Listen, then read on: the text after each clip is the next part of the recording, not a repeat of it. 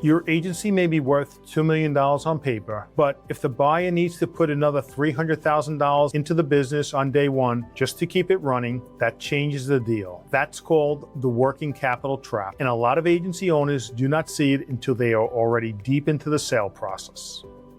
I'm Craig Cody. I'm a CPA and a certified tax coach, and I work with marketing and PR agency owners who want better profitability, better cash flow, and better tax planning. Today, we are talking about working capital in an agency sale, not in a complicated Wall Street way, but in a practical agency owner way. Because when somebody buys your agency, they are not just buying the name, they are not just buying the client relationships, they are not just buying goodwill. They are buying a business that is supposed to keep operating after closing the doors. They are buying a business that is properly funded. Business needs fuel, and that fuel is working capital. The business has value because it continues operating. When a buyer puts a value on your agency, that value is usually based on the agency's future earning power. But the value also includes having the cash on hand to operate, pay the bills for a period of time, often 60 days. They are just not looking at things like agency gross income, profitability, client retention, recurring revenue, team stability, or delivery capacity. The value assumes a properly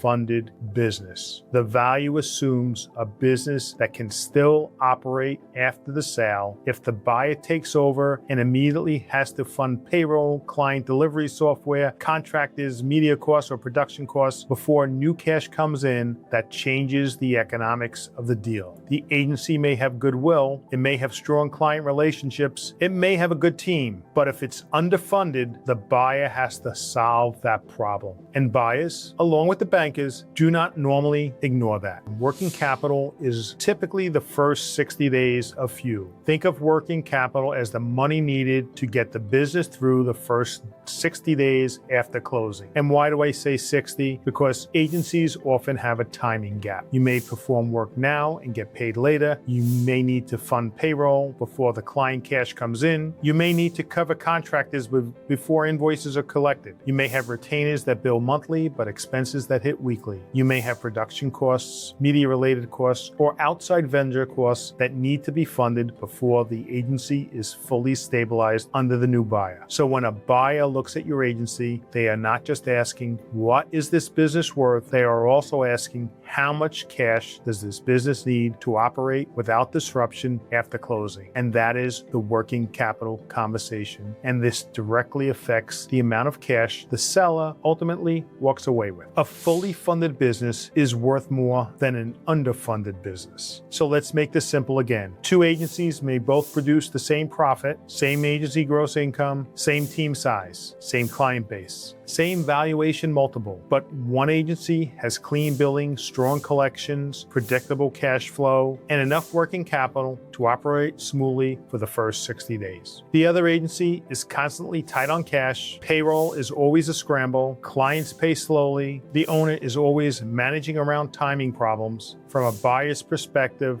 those are not the same businesses. The first agency is more transferable. The second agency requires immediate cash support. And if the buyer needs to inject cash immediately after the closing, that money has to come from somewhere, and it's going to reduce the value that they pay. Point 4, the seller may think they sold goodwill, but the buyer still needs a funded operation. And this is especially important in an asset sale where the buyer is primarily buying goodwill. The seller may say they're not buying receivables, they're not taking any liabilities, they're just buying the goodwill. And that may be true, but goodwill does not operate the business by itself. Client relationships need a team to service them, and that team needs to be paid. Projects need to be delivered, vendors need to be managed, the agency needs time for new billing and collections to flow through the buyer's system. So even when the legal transaction is focused on goodwill, the economic reality is still this. The buyer needs enough working capital to sustain sustain the business through the initial transition. If that working capital is not already built into the business, the buyer has to fund it. And if the buyer has to fund it, they may reduce what they are willing to pay for the goodwill. That is the part the sellers need to understand. Let me ask you this. If someone bought your agency today, how much cash would they need to keep the business running for the first 60 days? Would it be obvious from your numbers, or would you have to guess? Drop a comment below.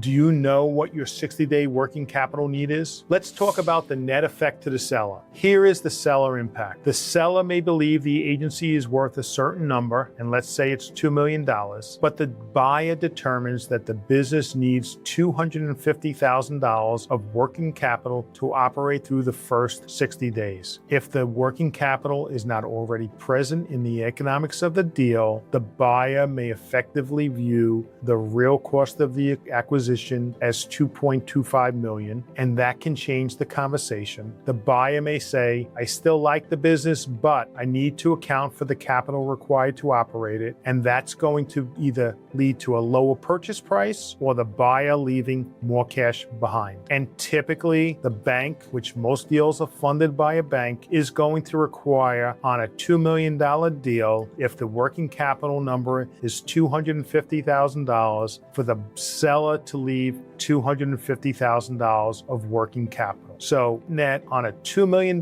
deal, the buyer is going to need $250,000 and the seller is going to walk away with $1.7 million, not $2 million.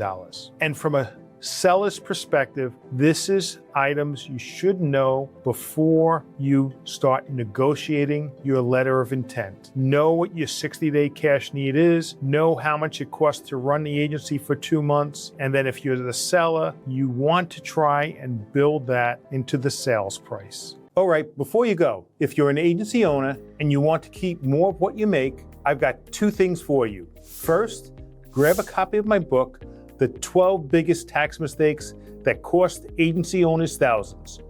It breaks down the exact mistakes I see every day and how to avoid them. Second, if you want to see what this looks like for your business, get a free tax analysis. We'll take a look at what you're doing now and show you where you might be overpaying. And if this video helped you, make sure you subscribe so you don't miss future strategies on tax planning, cash flow, and building a more profitable agency. I'll see you in the next video.